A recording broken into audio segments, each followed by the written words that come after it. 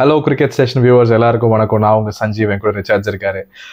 Fourth test match முடிஞ்சு போச்சு. இப்போ அடுத்து வந்து ஃபிஃப்த் டெஸ்ட் மேட்ச் வந்து பார்த்தீங்கன்னா இந்த பார்டர் கவாஸ்கர் ட்ராஃபியில் வந்து ஜனவரி 3 வெள்ளிக்கிழமை நடக்க போகுது. அதுக்கு முன்னாடி நம்ம வழக்கம் போல் சொல்கிற மாதிரி நம்ம வீடியோஸ் பார்க்குறவங்களாம் வந்து வீடியோக்கு லைக் பண்ணுங்கள், சேனலுக்கு சப்ஸ்கிரைப் பண்ணாதவங்க சப்ஸ்கிரைப் பண்ணுங்கள்.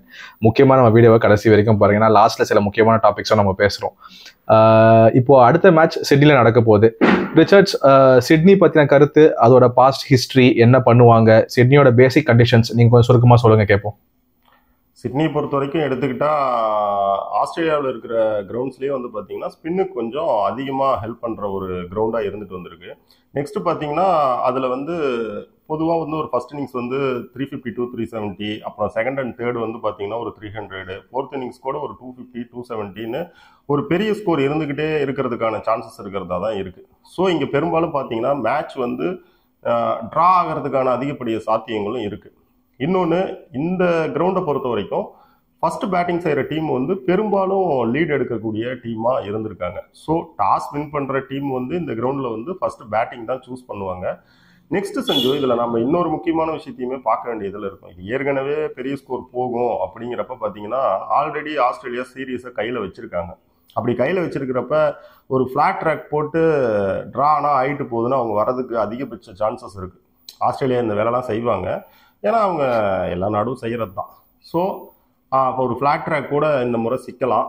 அதனால என்னன்னு கேட்டிங்கன்னா, பேட்டிங் சூஸ் பண்ணுறோம், இந்தியா தான் டாஸ் வின் பண்ணுது, பேட்டிங்கை சூஸ் பண்ணுது அப்படின்னா நீங்கள் வந்து போர்டில் வந்து ஒரு 350 to 400 அப்படிங்கிறது வந்து நீங்கள் ஒரு ஆவரேஜான ஸ்கோராக போட்டே ஆகணும். அப்போ ஒரு பெரிய ஸ்கோரை போடணும் அப்படின்னாலே என்னன்னா, அந்த கண்டிஷன் என்னமோ அந்த கண்டிஷனுக்கு அப்ளை பண்ணி விளையாடணும்.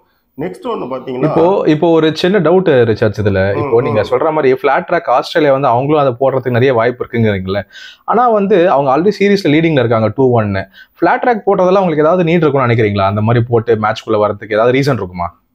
ரீசன் ஒன்றும் கிடையாது. அவங்க சீரீஸை வின் பண்ணுவாங்க. சீரீஸை வின் பண்ணுறதுக்கு ஒரு சான்ஸு. ரெண்டாவது WTC மனசில் வச்சு பார்த்தா கூட அவங்க ஸ்ரீலங்கா மேலே வந்து ஒரு பெரிய பயத்தில் ஒன்று இருப்பாங்கலாம் சொல்ல முடியாது. ஏன்னா இந்தியா வந்துமே ஒரு ஸ்பின் ட்ராக் போட்டப்ப அவங்களோட ஸ்பின்னர்ஸ் நல்லா பண்ணாங்க. பட் வந்து அவங்களோட பேட்ஸ்மேன் தான் ஓரளவுக்கு இது பண்ணாங்க. அது ஈக்குவலாக இந்தியாவும் அப்படி தான் இருந்தாங்க. சொல்ல முடியாது. அவங்க ஒரு ஃப்ளாட் ட்ராக் கொண்டு வரதுக்கு எல்லாமே சான்ஸ் இருக்குது. ஓவரால் நீங்கள் எடுத்துக்கிட்டீங்கன்னு வச்சுக்கோங்களேன், ரொம்ப சிம்பிள். ஒரு பெரிய ஸ்கோர் வந்து நீங்கள் ஃபஸ்ட்டு 2 இன்னிங்ஸ்லேயுமே போட வேண்டிய அவசியம் இருக்குது. அப்படிங்கிறப்ப நீங்கள் டாஸ் ஜெயித்தாலும் சரி, டாஸ் தோத்தாலும் சரி, அங்கே கண்டிஷன் அந்த டேயில் எப்படி இருக்கோ அதுக்கு அப்ளை பண்ணி நீங்கள் விளையாடி ஆக வேண்டிய இடத்துல இருக்கிறீங்க. ஏன்னா பெரிய ஸ்கோர் போட்டாகணும். நெக்ஸ்ட் வந்து பார்த்தீங்கன்னா, இப்போ இந்தியன் டீம் பேட்டிங் யூனிட்டில் எடுத்துக்கிட்டா ஃபார்மில் இல்லைன்னு நம்ம எடுத்ததும் சொல்ல முடிஞ்ச ஒரு பேட்ஸ்மேன் வந்து ரோஹித் சர்மா மட்டும்தான்.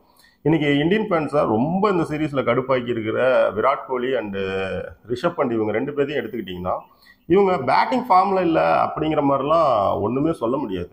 அவங்களாம் பேட்டிங்லாம் ஃபார்ம்லாம் இருக்குது, அவங்களோட அப்ரோச் மோசமாக இருக்குது. இன்னொன்று எடுத்துக்கிட்டிங்கன்னா, விராட் கோலியை பொறுத்த வரைக்கும் பார்த்தீங்கன்னா, அவர் வந்து நான் ஆஃப் ஸ்டம்புக்கு வெளியே போகிற பந்தை விளையாட மாட்டேன், ஆனால் ஒரு 20 ஒரு 30 பந்துக்குள்ளே மட்டும் விளையாட மாட்டேன் அப்படிங்கிற ஒரு எண்ணத்தில் தான் வர்றாரு. அதையே அவர் ரொம்ப பெருந்தன்மையாக பார்க்குறாரா என்னன்னு தெரியல. ஆனால் வந்து இதில் ஒரு முக்கியமான விஷயம் என்னென்னா, அவர் பாலோட கவுண்டிங்லாம் பார்க்கவே கூடாது. அவர் எத்தனை ரன் அடிக்கிறாருங்கிறத மட்டும்தான் அவர் பார்க்கணும். ஏன்னா இந்த மேட்ச் அந்த கண்டிஷனில் தான் இருக்குது. நான் ஒரு 50லேருந்து ஒரு 70 ரன் ஆடுற வரைக்கும் நான் வந்து ஆஃப் ஸ்டம்புக்கு வெளியே போகிற பந்தை விளையாட மாட்டேன்னு சொல்லணும். ரெண்டாவது, ரிஷப் பண்டை பற்றி நான் உங்கள்கிட்ட அடிக்கடி சொன்ன ஒரு விஷயம் தான், நான் 3 வருஷமாக சொல்லிட்டு வர ஒரு விஷயம் தான்.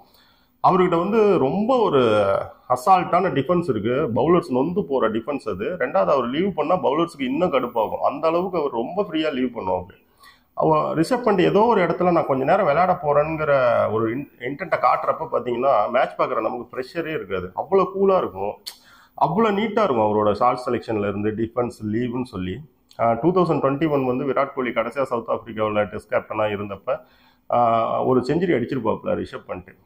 அந்த இன்னிங்ஸ்லாம் வந்து அந்த மாதிரி தான். நான் வந்து நின்று விளையாடணும், டீம் கண்டிஷன் மோசமாக இருக்குதுன்னு ஒரு செஞ்சுரி அடித்து காட்டுவாப்புல. சூப்பராக ஆடி இருப்பாப்புல. அந்த பையனால் நல்லா விளையாட முடியும். அந்த மாதிரிலாம் இன்டென்ட்னா சம்மந்தமே இல்லாமல் மேட்ச் சிச்சுவேஷன், பிச் கண்டிஷன், எதை பற்றியுமே கவலைப்படாமல் விளையாடுறதுக்கு பேர் இன்டென்ட் கிடையாது. இன்டென்ட்டுங்கிறதுக்கு புத்திசாலித்தனத்தோடு இருக்கணும். ஸோ அப்ரோச் அப்படிங்கிற இடத்துல வந்து பார்த்தீங்கன்னா, இந்த சீரீஸ் முழுக்க நம்ம ரெகுலராக சொல்லிக்கிட்டு வர அந்த அப்ரோச் வந்து இந்தியன் பேட்ஸ்மேன்கிட்ட இருக்கணும். ஏன்னா வந்து போர்டில் வந்து ஒரு பெரிய ஸ்கோர் தேவைப்படுது செஞ்சு. இப்போ இதுல வந்து நான் ஒரே ஒரு விஷயம் மட்டும் சொல்லணும்னு நினைக்கிறேன். இது வந்து நம்ம வந்து நிறைய ரிப்பீட்டட்லி நீங்க டச் பண்ணதால நான் சொல்றேன். இப்போ ரிஷப் பண்டோட மிஸ்டேக்ஸ் பத்தி பேசியிருக்கோம். அதாவது அவருக்கு வந்து திறமெல்லாம் ஒன்றும் இல்லை, ஃபார்ம் இல்லாமல் ஒன்றும் இல்லை. அந்த ஒரு யோசிக்காம ஆடுற அந்த ஷாட்ஸ் தான் வந்து நம்மளை இரிட்டேட் பண்ணுது. கரெக்டுங்களா? அதே மாதிரி விராட் கோலியும் வந்து அவுட் சைட் ஆஃப் சேஸ் பண்றாரு, நம்ம நிறைய இடத்துல பேசியிருக்கோம். இதை பத்தி நீங்க என்ன நினைப்பீங்கன்னு தெரியல. ஒரு சின்ன ஒரு டெக்னிக்கல் விஷயம் நான் பேசணும்னு நினைக்கிறேன். இப்போ விராட் கோலி வந்து 2018 வரைக்கும் பாத்தீங்கன்னா பால் இந்த மாதிரி வரும்போது முதல்ல வந்து ஃப்ரண்ட் ஃபுட்டை தான் முதல்ல வைக்கிறாரு. சரிங்களா? ஃப்ரண்ட் ஃபுட்டை முதல்ல மூவ் பண்ணி பாலோட பிச்சுக்கு போய் அதை டிரைவோ இல்லை எப்படி பிளேஸ் பண்ணலாம் அப்படி பண்றாரு. ஆனா அதுவே வந்து ஒரு 2 கோவிடுக்கு அப்புறம் பாத்தீங்கன்னா ஒரு பாலை இன்னும் காஷியஸா பார்க்கணும், அதாவது ரொம்ப உன்னிப்பா பார்த்து நான் அதுக்கப்புறம் சேஞ்ச் பண்ணணும்னு சொல்லிட்டு பின்காலை முதல்ல வச்சு, ஸோ அந்த டைம்ல இந்த மாதிரி அவுட் சைட் ஆஃப்ல பால் வரும்போது அவர் அந்த பின்காலை முதல்ல வச்சிடுறாரு. ஸோ அதுக்கப்புறம் ஃப்ரண்ட் ஃபுட் எடுத்து வரும்போது அவருக்கு ஒரு செகண்ட், அதாவது உங்களுக்கு செகண்ட்ல தானே மாறும் எல்லாமே, அந்த செகண்ட் அவருக்கு கேப் கிடைக்காம அது வந்து எட்ஜ் வாங்கி அது ஜென்ரலாவே ஸ்லிப்லயோ இல்லை கீப்பருக்கு கேட்ச் போதுன்னு சொல்றாங்க. ரொம்ப சிம்பிளா சொல்ல போனா இதை வந்து ஒரே வார்த்தையில சொல்லணும்னா என்னன்னு கேட்டீங்கன்னா, ஒரு அவுட் சைடு இருக்கிற பாலுக்கு வந்து உங்க ஃப்ரண்ட் ஃபுட் வந்து பந்தோட லைனுக்கு கொஞ்சமாவது போனாதான் உங்க பேட்டுக்கும் பந்துக்குமான தூரம். இல்ல, நான் கேட்க வர ஒரு சிம்பிளான கேள்வி என்னன்னா, ஸோ இவ்வளோ நம்ம ஒரு சாதாரண கிரிக்கெட் பார்க்குற ஒரு வியூவர்ஸ் நம்மளாலேயே இதை வந்து சொல்ல முடியுதுன்னா, ஏன் அவ்வளோ பெரிய பேட்ஸ்மேனாலேயோ இல்லை சுற்றி இருக்க அத்தனை சப்போர்ட் ஸ்டாஃபாலேயோ இதை வந்து அவங்களால வந்து சொல்ல முடியல? அதுக்கான என்ன ரீசன் இருக்கும்னு நினைக்கிறீங்க நீங்க? என்னை பொறுத்த வரைக்கும் என்னன்னா, அது வந்து கரெக்டான அப்ரோச்னு அவங்க நம்பலாம். நெக்ஸ்ட் இன்னொன்று என்னன்னு கேட்டிங்கன்னா, இந்த மாதிரி எல்லா விஷயங்களுமே அந்த கிரிக்கெட்டுக்குள்ளே இருக்கிறதுனால தான் அந்த கிரிக்கெட்டில் வந்து அது ஒரு ரோபோட் கேம் மாதிரி இல்லாமல் வெற்றி தோல்விங்கிறது எல்லாருக்கும் மாறி மாறி வர்றதுனால தான் நம்மளாலையும் பார்க்க முடியுது. ரொம்ப சிம்பிள் தான். அவர் வந்து ஒரு பேக் ஃபுட்டில் ஒரு மாதிரி லாக் ஆகிறதுனால என்ன ஆகுதுன்னு கேட்டிங்கன்னா, எக்ஸாக்ட்லி அவரோட ஃப்ரண்ட் ஃபுட் வந்து பாத்தீங்கன்னா வெளியில போற பந்துக்கு பக்கத்துல இல்ல. அவர் என்ன பண்றாருன்னா வெறுமனே பேட்டை மட்டும் நீட்டுற இடத்துக்கு போயிடுறாரு. ஸோ வந்து இதுதான் இருக்கிற ஒரு பிரச்சனை. கரெக்ட். அதேதான் நம்ம அந்த பேக் ஃபுட்ல வந்து ஒரு முதல்ல வைக்காம அந்த ஃப்ரண்ட் பந்து வர லைன்ல வந்து ஃப்ரண்ட் ஃபுட்டை வைக்கிறது தான் வந்து கரெக்டான வே. நம்ம ரொம்ப டெக்னிக்கலா போக வேண்டாம் ரிச்சர்ட்ஸ். இப்போ நம்ம வந்து நம்ம அடுத்த செக்மெண்ட்டுக்கு போயிடுவோம். இப்போ இந்த 2 டீம்ஸும் வந்து என்ன லைனப்போட போகணும்னு நினைக்கிறீங்க நீங்க? என்னை பொறுத்த வரைக்கும் அவங்க வந்து சேம் அதே தான். இந்தியாவை பொறுத்த வரைக்கும் 4th டெஸ்ட்ல போன அதே பிளேயிங் லெவலில் தான் தூக்கிட்டு போவாங்க. ஏன்னு கேட்டிங்கன்னா, கில்லுங்கிற ஒரு ஆளை கொண்டு வந்தாலே அங்கே எந்த இடத்த கொடுக்குறதுங்கிறதே ஒரு பிரச்சனை. இப்போ கில்லு வந்தால் தேடுனா அப்போ கேஎல் ராகுல் எங்கே போவார்? அப்போ கேஎல் ராகுல் ஓப்பனிங் போனார்னா ரோஹித் சர்மா எங்கே போவார்? சரி, 2 பேருக்கும் அதே இடம். அப்போ கில்லை வந்து விராட் கோலி இடத்துல விளையாட வச்சு விராட் கோலி 5th தள்ளலாமா, இல்லை வந்து கில்லை டைரக்டா 6th கொண்டு வரலாமா? அப்போ கில்லை இங்கே கொண்டு வரேன்னா 60ல ஸ்பின் கொஞ்சம் எடுபடும். அப்படிங்கிறப்ப 2 ஸ்பின்னர் இருக்கிறது நல்லதாச்சே. அதாவது இது ஒண்ணுமே கிடையாதுங்க. பரிதாபங்கள் சுதாகர் கோபி இருக்காங்கல்ல, அவங்க இதுல ஒண்ணு வரும், நைட்டுக்கு என்ன குழம்பு வைக்கலாம் அப்படிங்கிற மாதிரி அப்படியே போய்கிட்டே இருக்கும். அதனால என்னன்னு கேட்டீங்கன்னா, கில்ல வந்து வச்சுக்க மாட்டாங்க. அதனால இத்தனை குழப்பம் இருக்கிறப்ப அந்த ஒரு பிளேயர் வெளியிலேயே இருக்கட்டும்னு சொல்லிட்டு அந்த 4th டெஸ்ட்ல வந்த அதே பிளேயிங் லெவனோட தான் வருவாங்க. நெக்ஸ்ட் ஆஸ்திரேலியாவை பொறுத்த வரைக்கும் பாத்தீங்கன்னு வச்சுக்கோங்களேன், எந்த சேஞ்சுமே இல்லைங்க. மிச்சல் மார்ஸோட ஃபார்ம் காரணமா அந்த வெப்ஸ்டர் ஒருத்தர், அதே மாதிரி சேம் ஆல்ரவுண்டர் ஒருத்தர் இருக்காரு பார்த்தீங்களா, அவருக்கு ஒரு சான்ஸ் கொடுக்கறதுனா அவங்க கொடுத்து பார்க்கலாம். ஆனால் இருந்தாலுமே என்னை பொறுத்த வரைக்கும் மிச்சல் மார்ஸ் அவர் கான்ஃபிடென்ஸை ஒரு மாதிரி உடைக்க மாட்டாங்க. இன்னொரு சான்ஸ், நாங்கெல்லாம் நல்ல ஃபார்மில் தான் இருக்க பார்த்துக்கலாம். இந்த அபிஷேக் வந்துட்டாரு, ஸ்டீவ் ஸ்மித் ஒரு 2 செஞ்சுரியோட வந்துட்டாரு, ஒன்றும் பிரச்சனை இல்லை. கேரி வந்து ஆல்ரெடி ஓரளவுக்கு நல்லா இருக்கிறாரு, பேசிக்கலாம், நீங்கள் விளையாடுங்க அப்படிங்கிற மாதிரி மிச்சல் மார்ஸே விடலாம். ஏன்னு கேட்டிங்கன்னா, அதுக்கடுத்து கண்டினியூவாக WTC போய் விளையாடுறப்பையும் மிச்சல் மார்ஸ் அவங்களுக்கு தேவையாக இருக்கலாம். ஸோ அதனால வந்து அவங்களுடைய ஒரு சீனியர் ஆல்ரவுண்டர் அவங்களுக்கு ஒரு ஃபாஸ்ட் பவுலிங்கில், ஸோ அதனால மிஸ் பண்ண மாட்டாங்க. என்னை பொறுத்த வரைக்கும் 2 டீமுமே ஒரே பிளேயிங் லெவனோட தான் போவாங்க சஞ்சு. இதில் எதுவும் சூப்பர். ஆக்சுவலி வந்து நீங்கள் சொன்ன அதே கருத்து தான் எனக்கும் இருந்தது. ஆனால் மிச்சல் மார்ஷை பற்றி நீங்கள் சொன்ன மாதிரி அந்த ஆஸ்திரேலியா டீம்லேயே ஒரு ஒருத்தர் தான் ஒரு சின்ன வீக் லிங்காக இருக்காரு. அவரை பற்றின ஒரு சைக்கிள் மாதிரி சொல்லுவாங்க. ரொம்ப கேவலமாக விளையாடுவார் ஒரு பீரியட்ல, அதுக்கப்புறம் மக்கள் செலக்டர்ஸ் எல்லாருமே கிரிட்டிசைஸ் பண்ணுவாங்க. அந்த மொத்த வெறுப்பையும் வந்து உள்ள வாங்கி பிரமாதமா விளையாடுவாரு, எல்லாம் அப்ரிஷியேட் பண்ணுவாங்க. திரும்ப அவர் அப்புறம் கேவலமா விளையாட ஆரம்பிச்சிருவாரு. அது ஒரு சைக்கிள் மாதிரியே சொல்லுவாங்க. அவரோட கெரியர் பாத்தீங்கன்னா அப்படி மேலே இறங்கி தான் போகும். பட் எனிவே, அவருக்கு எனக்கு தெரிஞ்சு நீங்க சொல்ற மாதிரி வந்து ரிஸ்க் எடுத்து வெளில உட்கார வைக்க மாட்டாங்கன்னு தான் எனக்கும் தோணுது. பட் லாஸ்ட் நம்ம moving on to the predictions, நீங்க யார் ஜெயிப்பாங்கன்னு நினைக்கிறீங்க? உங்க கருத்து என்ன? இந்தியாவா ஆஸ்திரேலியாவா? முதல்ல ஒரு விஷயம் என்னன்னா, 4th டெஸ்ட் யார் ஜெயிப்பாங்கன்னு நீங்க ப்ரெடிக்ட் பண்ணீங்களோ அவங்க தான் ஜெயிச்சாங்க. ஆக்சுவலி நான் இந்தியா ஜெயிப்பாங்கன்னு சொன்னேன். அவங்க ஜெயிக்கலனாலும், அதாவது எனக்காகவே அந்த டிராகிற மேட்ச் ஆகக்கூடாதுன்னு பண்ண மாதிரி பண்ணாங்க. நெக்ஸ்ட் வந்து பாத்தீங்கன்னா, இந்த முறை நான் இந்தியா பக்கம் தான் போறேன். அதுக்கு இருக்கிற ஒரு சின்ன காரணம் என்னன்னு கேட்டீங்கன்னா, யாராவது ஒரு டீம் மீட்டிங்ல இங்க பாருங்க, நம்ம வந்து இப்போ வரைக்குமே நம்மளை சுற்றி இவ்வளோ நெகட்டிவிட்டி வந்து இந்த சீரீஸில் இருக்குது. இந்த லாஸ்ட் மேட்ச் வரைக்கும் இருக்குது. கேப்டனில் ஆரம்பித்து கடைசியாக பும்ராவுக்கு சப்போர்ட் பண்ணாத 11ல் 11ஆவதாக வர பவுலர் வரைக்கும் நெகட்டிவிட்டி தான் இருக்குது. ஆனால் ஒரே ஒரு மேட்ச் ஜெயிச்சாலும் பிஜிடி நம்ம கைக்கு வந்துடும். நம்ம இந்தியா போகிறப்ப சந்தோஷமாக போகலாம். நாம் ஒரு பக்கம் போனால் நெகட்டிவிட்டி ஒரு பக்கம் போயிடும். ஒரு மேட்ச் வின் பண்ணால் போதும் அப்படிங்கிற மாதிரி அந்த யதார்த்தத்தை யாராவது பேசக்கூடியவங்களா இருந்து ஒரு கான்ஃபிடென்ஸை வந்து எடுக்கக்கூடியவங்களா இருந்தாங்கன்னா இந்த மேட்ச்லையும் மறுபடியும் ஒரு டஃப் ஃபைட் கொடுக்க முடியும். ஏன்னா வந்து போன டெஸ்ட்டு கூட பார்த்தீங்கன்னு வச்சுக்கோங்களேன், மோஸ்ட்லி அது ட்ராகிற டெஸ்ட் தான். அதுவும் உங்களுக்கு தெரியும். இவங்க செஞ்ச ஒரு ஏற்றுக்கவே முடியாத ஒரு அப்ரோச்னால தான் அந்த ட்ரா வந்து மிஸ் ஆச்சு. நான் இந்த முறையுமே இந்தியாவை வந்து நான் ஜெயிக்கனே வந்து சொல்லுவேன். ஏன்னு கேட்டிங்கன்னா இந்த ஒரு காரணம் இருக்குது. இவங்களுக்கு இந்த சீரீஸில் இருந்துக்கிட்டே இருக்குது.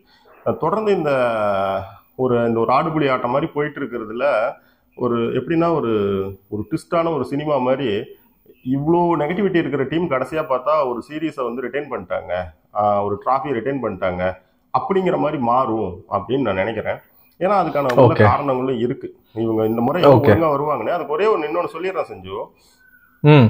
இந்தியன் டீம் ட்ரெஸ்ஸிங் ரூம்ல இருந்த மேட்டர்லாம் கசிகிறது ஒரு பெரிய அபூர்வமான விஷயம் எதுவும் வராது. ஆனால் இந்த முறை பார்த்தீங்கன்னா நிறைய இங்கிலீஷ் வெப்சைட்லலாம் பார்த்தீங்கன்னா இந்த பக்கம் இந்தியாவுக்குள்ள கம்பீர் வந்து நீங்கள்லாம் எனக்கு செஞ்ச வரைக்கும் போதும், இனிமேல் வந்து கேமுக்கு முன்னாடி என்ன பிளான் இருக்குதோ அந்த பிளானுக்கு படி விளையாடுங்க, தயவு செஞ்சு உங்களோட ஓன் பிளானுக்கெல்லாம் கொண்டு போயெல்லாம் விளையாடாதீங்க அப்படின்னு ரொம்ப பிளேயர்ஸ்கிட்ட ஆர்ஸாக பேசுனதா நியூஸ் வந்து வந்திருக்கு. ரெண்டாவது அப்படிலாம் விளையாடலன்னா டீமை விட்டு ட்ராப் பண்ணிடுவோம் அப்படின்னு சொன்னாப்ல அப்படின்னு கூட நியூஸ்லாம் வருது. நெக்ஸ்ட் இன்னொன்று என்னன்னா, அஜித் அகர்கர்கிட்ட வந்து புஜாரா எனக்கு வேணும் ஆஸ்திரேலியா சீரீஸ்க்குன்னு கம்பீர் கேட்டு அது முடியாதுன்னு அகர்கர் சொல்லி அதுக்குள்ள ஒரு அதிருப்தி ஓடுது அப்படின்னு சொல்றாங்க. இந்த நெகட்டிவிட்டி வந்து இன்னும் டீம் எந்த அளவுக்கு அப்செட் பண்ணும் அப்படிங்கிறது எனக்கு தெரியல. இது நம்ம வியூவர்ஸ்க்கு தெரியட்டும் அப்படிங்கிறதுக்காக சரி நம்ம சொல்லி வைப்போம். ஆனா நீங்க சொன்ன அதே பாயிண்ட்டை பத்தி நானும் கேட்கணும்னு நினைக்கிறேன். இப்போ நீங்க சொல்ற மாதிரி இந்தியன் ட்ரெஸ்ஸிங் ரூமோட விஷயங்கள்லாம் வெளில கசியறதுன்றது வந்து ரொம்ப ரேரான விஷயம். ஆனா அதையும் மீறி இந்த மாதிரி 2-3 விஷயங்கள் வந்து வந்திருக்கு அப்படின்னா இது நிஜமாவே உண்மையான சம்பவங்கள் நினைக்கிறீங்களா? இல்ல இதை வந்து நம்ம எப்படி எடுத்துக்கிறது? நம்ம வந்து என்னன்னா ஏன்னா ஒரு ஸ்போர்ட்ஸ் சம்பந்தமான இந்தியாவுக்குள்ள இருக்கிற நிறைய வெப்சைட்ல வந்து இந்த நியூஸஸ் எல்லாம் வந்து வந்துகிட்டே எல்லாத்துலயுமே வந்திருக்கு. நம்ம உண்மை பொய்ங்கிறத தாண்டி இப்படி ஒண்ணு போயிருக்கு அப்படிங்கறத வந்து நம்ம வியூவர்ஸ்க்கு தெரியப்படுத்துறோம். ஏன்னா நம்ம அது வந்து ஒரு இதுல இருந்துச்சுன்னா நாளைக்கு ஏதாவது நம்ம ஒரு விஷயத்த பேசுறப்ப அந்த லைன் அப்ல எல்லாத்துக்கும் ஒரு ஞாபகம் இருக்கும். அதுக்காக புரிஞ்சது. என்னோட ப்ரெடிக்ஷன் ஆக்சுவலி கேட்டிங்கன்னா நான் வந்து திரும்ப வந்து ஆஸ்திரேலியா பக்கம் தான் போவேன். நீங்கள் சொல்கிறது புரியுது. ஒரு இந்தியா ஆஸ்பெக்டில் வந்து அவங்க வந்து ஒரு சீரீஸை ரிட்டைன் பண்ணிட்டாங்கன்னா அது எந்த மாதிரி நல்லா போகும்னு நீங்கள் சொல்கிறீங்க, அது எனக்கு நல்லாவே புரியுது. ஆனால் வந்து நான் 4th டெஸ்ட்டில் என்ன பார்த்தேன்னா இந்தியாவோட லேக் ஆஃப் கான்ஃபிடன்ஸ் இல்லாமல் வந்து அவங்க ட்ராக்கு போன அப்ரோச்சாக இருக்கட்டும், பேட்ஸ்மேன் ஷார்ட் செலெக்ஷனாக இருக்கட்டும், 4th டெஸ்ட்டில் அதாவது திரும்ப கண்டினியூஸாக வந்து ஒரு 7வது 8வது இன்னிங்ஸ்லையும் வந்து கரெக்ட் பண்ண முடியாத வந்து ஒரு ஸ்டார் பேட்ஸ்மேனாக இருக்கட்டும், ஸ்ட்ரகிள் ஆகிற கேப்டனாக இருக்கட்டும், பும்ராவை தவிர்த்து ஓரளவுக்கு நிதிஷ் ரெட்டி, வாஷிங்டன் சுந்தர் தவிர்த்து எனக்கு இந்த டீம் மேல பெரிய ஹோப் இல்லை. ஸோ அதனால வந்து நான் நினைக்கிறேன் ஆஸ்திரேலியா வந்து 3-1 ஜெயிக்க போறாங்க. அண்ட் அவங்க வந்து பார்டர் கவாஸ்கர் டிராஃபியை வந்து வின் பண்ண போறாங்க, இந்தியா கிட்ட இருந்து பறிக்க போறாங்க. அதுல வந்து நான் வந்து அப்படிதான் நான் ஃபீல் பண்றேன். இதுதான் என்னோட ப்ரெடிக்ஷன். ஸோ ரிச்சர்ட்ஸ், உங்களுக்கு வேற ஏதாவது இன்புட்ஸ் இருக்குங்களா? இல்லை நம்ம வீடியோ முடிச்சுக்கலாம். ஒண்ணுதான் இருக்கு. என்னன்னு கேட்டீங்கன்னா, இது வந்து பொதுவாக தான் புத்தாண்டு. இந்தியன் கிரிக்கெட்டுக்கு புத்தாண்டு வந்து அதாவது டெஸ்ட் கிரிக்கெட்டுக்கு புத்தாண்டு எங்கே ஆரம்பிக்குதுன்னா இந்த 5வது டெஸ்ட் முடிஞ்ச பின்னாடி தான் ஆரம்பிக்குதுன்னு நான் சொல்லுவேன். ஏன்னு கேட்டிங்கன்னு வச்சுக்கோங்க, எதுவாக இருந்தாலும் இங்கேயே போயிடும். தோத்தாலுமே அது இந்தியன் கிரிக்கெட்டுக்கு நல்லது தான். ஏன்னு கேட்டிங்கன்னா ஜெயிச்சாலும் நல்லது, உங்களுக்கே தெரியும். ஏன்னு தோத்தாலும் நல்லது தான். ஏன்னு கேட்டிங்கன்னா ஏதோ ஒரு பெரிய சேஞ்சுக்கான எல்லா வேலைகளுமே இங்கிருந்தே ஆஸ்திரேலியாவில் இவங்க ஃப்ளைட் ஏறதுக்கு முன்னாடியே ஆரம்பிச்சிடும். கண்டிப்பா.